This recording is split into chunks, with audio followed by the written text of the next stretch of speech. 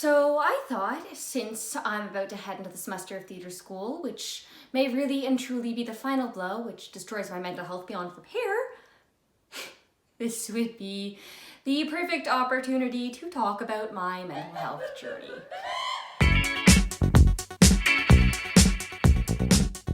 I've suffered with a whole host of mental health issues since I was a kid, all of which went undiagnosed. I was so anxious that I couldn't go up to the fucking counter to order food or ask for salt because I had major stranger danger issues. Started seeing my first therapist when I think I was like 9 or 10. This one was actually a pure fluke because what had happened was one morning while I was getting ready for school, I decided I didn't want to go to school that day. My mom insisted and continued to walk me to school, me protesting the whole way. We finally arrive at the school, and this is when child me, the little fucking compulsive liar that she is, trying to get out of everything, shouts out, "I hear voices. I hear voices." Just to clarify, I didn't hear voices. I don't think I've ever heard voices, but it seemed like the best way to not attend school that day. So obviously, my mom kept me home that day. I was a little worried that my charade would be up, so I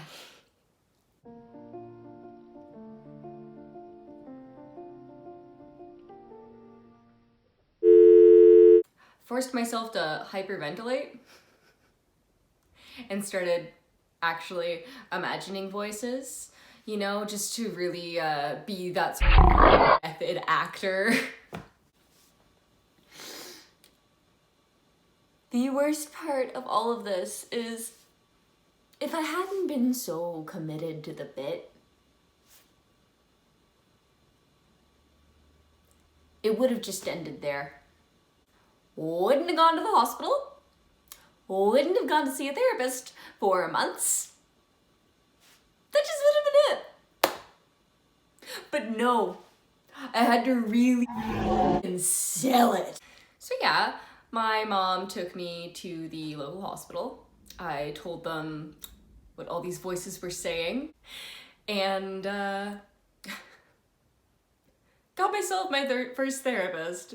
Now, this therapist wasn't at all helpful, mainly because I thought she was a dumbass. Now, I distinctly remember her being a dumbass because she was convinced that the reason I was hearing voices was because of the divorce. I didn't give a shit about the divorce.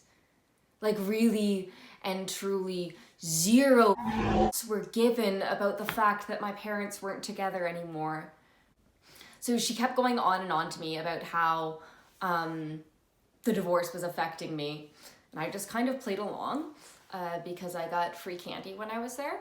So obviously she couldn't be very helpful to me since I wasn't telling the truth. So that's kind of my bad. Sorry, whatever your name was. So anyway, I continued on my childhood, still having a lot of issues with jealousy and constant feelings of inadequacy or over-adequacy. I thought I was better than everyone else, which is a really shitty attitude to have. And it really didn't help that I went to school with a lot of idiots.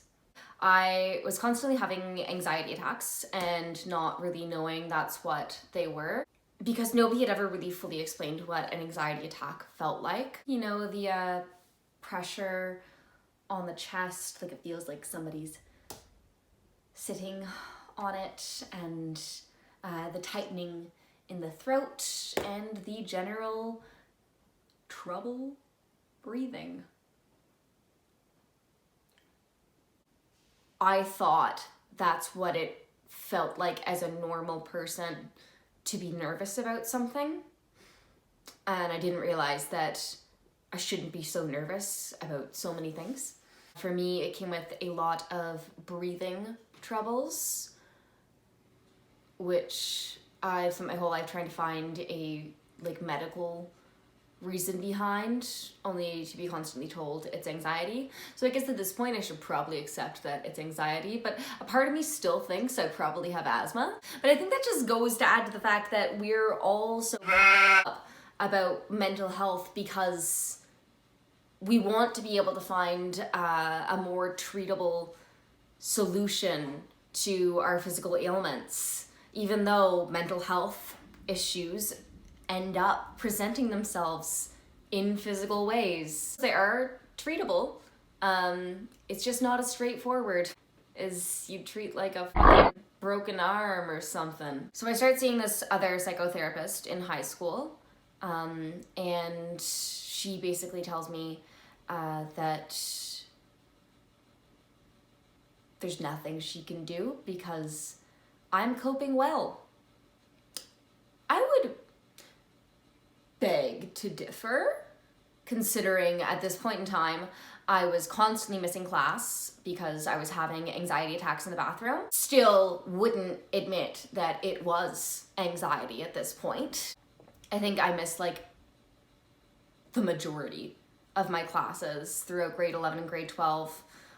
It got so bad to the point where my anxiety was manifesting in cancer-like symptoms.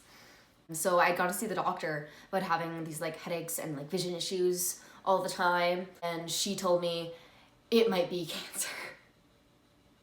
And I couldn't get the tests done to find out whether it was or wasn't cancer until close to the end of that semester. So I spent the majority of the first semester of grade 11 thinking I was possibly dying of a brain tumor, which made my symptoms worse because I was more anxious. It's funny, I actually didn't find out that I didn't have cancer until the end of exams. So that semester just got completely... So I think at the time, my anxiety was just completely blown up by all the crazy shit that was happening in my life. It was grade 11 was kind of the year that all hell broke loose. So basically, I see this new psychotherapist, and she tells me that I'm coping perfectly well. And after 3 sessions, I was done with her. And I went back to school and just continued to constantly miss time for anxiety attacks. In grade 12, this is when I decided, started to have sex. So I, being a responsible, semi-educated young woman, went on the birth control pill. So there's a generic brand in Canada that they generally put you on at first, just to test to see how you react to it. I did not react well. Basically, the type of birth control I was on made me completely lose my fucking mind. I actually don't remember a lot from that period of being on that pill.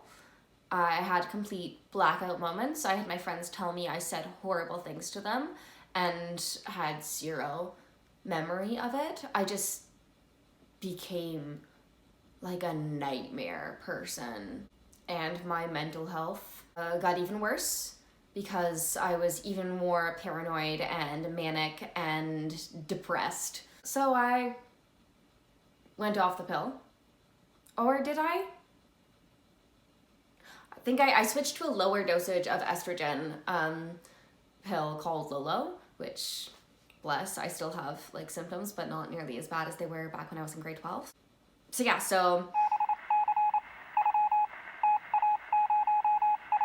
I finished high school basically unsure of the fact that I was going to graduate because I had missed so much time from anxiety attacks and other mental health issues. And it wound up being fine. I graduated, but then I had to be a real adult. I got into my first real adult relationship We lived together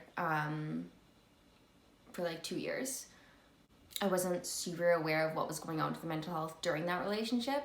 It wasn't until after that it really sort of clicked how much my own mental health had been affecting my partner, which is like really hard to look back on, and you just sort of cringe because you're like, oh.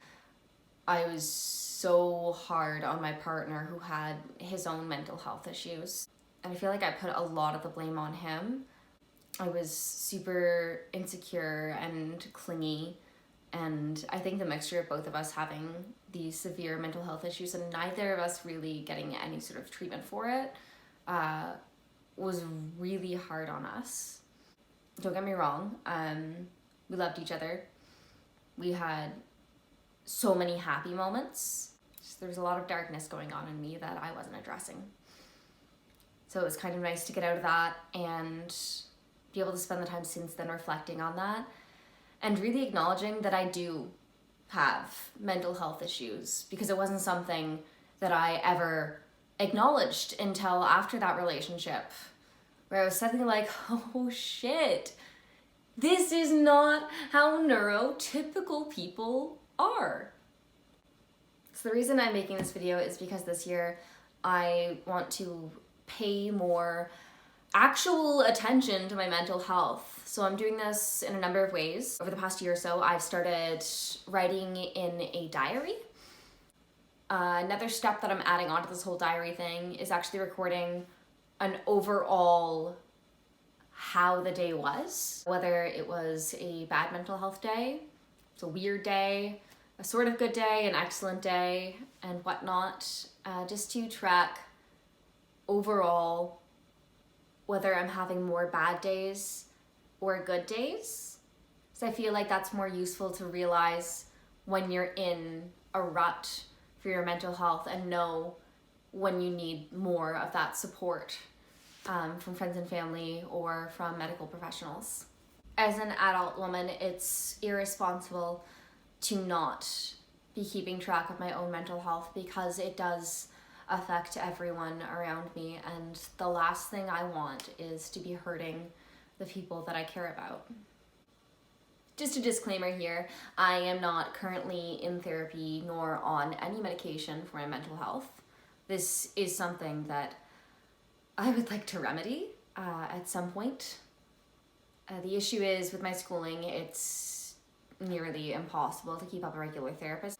Not to mention the fact that I'm out of my home province without access to my family doctor, which makes it a lot harder to get anything medical done.